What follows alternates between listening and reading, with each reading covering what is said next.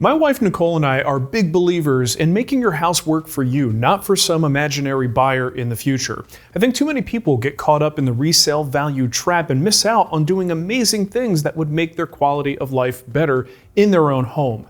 I blame HGTV. To that end, our basement has a lovely little family room and TV area. Unfortunately, it wasn't wired for surround sound. Even worse, there wasn't a good spot for a center channel speaker thanks to the electric fireplace hogging the prime real estate. Now here's the thing about the fireplace. We never actually use it. It was loud, it barely produced heat, and those fake flames? Let's just say that they weren't fooling anyone. Honestly, the best thing I could say about it is that it looked good when it was off. So one day recently, I was walking by and I kind of tugged on the corner just a little bit and whoopsie, it started to come out. Turns out the thing wasn't even secured. It was just sitting there loose in the alcove, mocking me and my desire for multi-channel bliss. Now this unexpected access did give me the opportunity to run additional speaker wire, but it did not solve my problem of where to put the center channel speaker. The space between the TV and the fireplace was barely big enough for a soundbar, let alone a proper center channel speaker. And that's when my beautiful, brilliant wife suggested that we replace the fireplace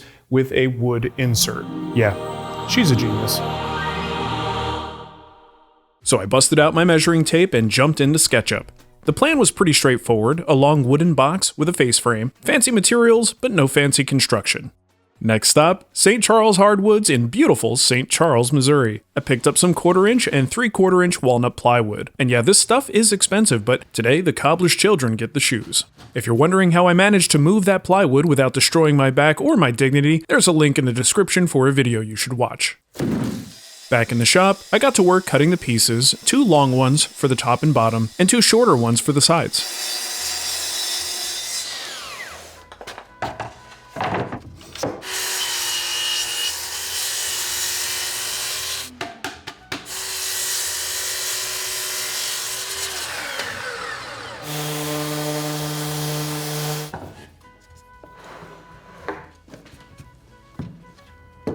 Since this thing's getting trapped in an alcove, I'm not getting too nuts with the joinery. Glue and brads is more than enough for the case. Now it's important to keep the corners square, so you'll see me making use of these 90-degree angle hoochies. Yeah, that's the technical term. Not only do they keep the pieces square, they also help hold everything in place for nailing. Oh, and you see that nice curve in the plywood?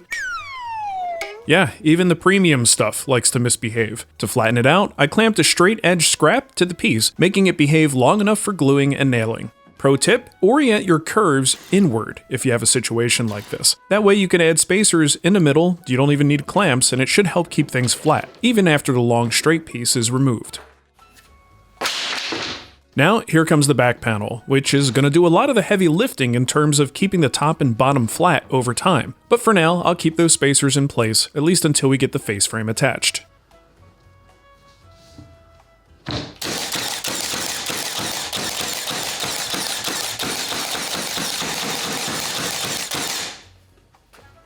And speaking of the face frame, we'll start by ripping off that hideous live edge. Blech. We'll do the usual jointing and planing to size. Now watch your butt scratchers on small pieces like these. Push pads for the win.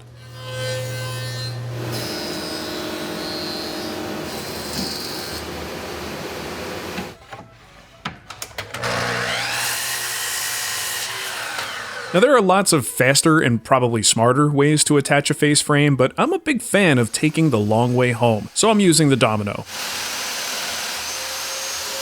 Actually, the dominoes will be pretty helpful here, since they'll make the connection to the case stronger, while also helping the face frame stay aligned with the plywood surface that clearly doesn't want to be flat.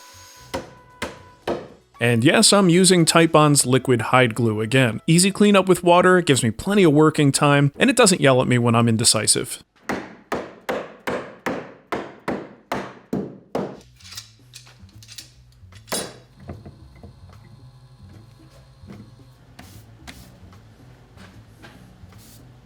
Now I can add the second long face frame piece using the same process.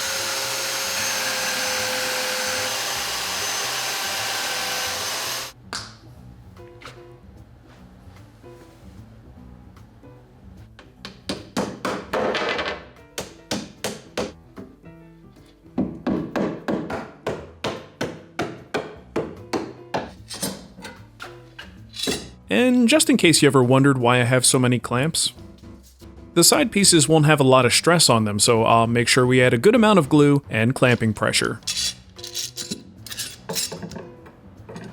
Next, I gave the whole thing a light sanding, and that's when my boss showed up. Hello, Peter.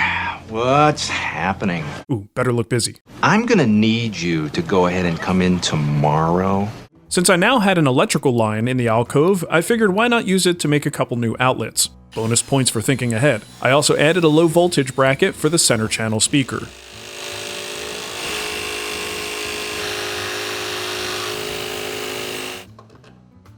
Back home, I cleaned things up and made sure my speaker wires were run to their new locations. I then used my coffee table as an extra set of hands while I worked on the wiring. Now let's pause here for a second. That's the gaming coffee table down there. Over there is the gaming dining table, and that's the green and green blanket chest. These are all projects that you could learn to build in the Wood Whisperer Guild. Shameless plug over.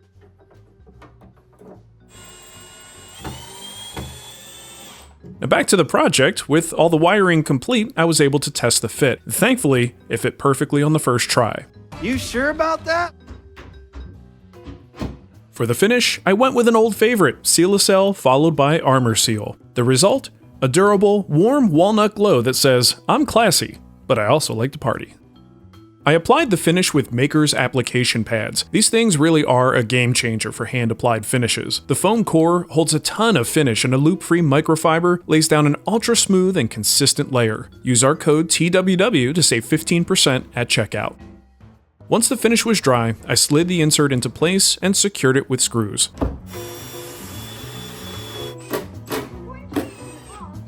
I later added an LED smart light strip for extra flair. The big problem now? The janky built-ins next to the alcove suddenly became a new eyesore. But that's a project for another day. Well, thanks for watching, everybody, and remember, it's your house. Do what you want.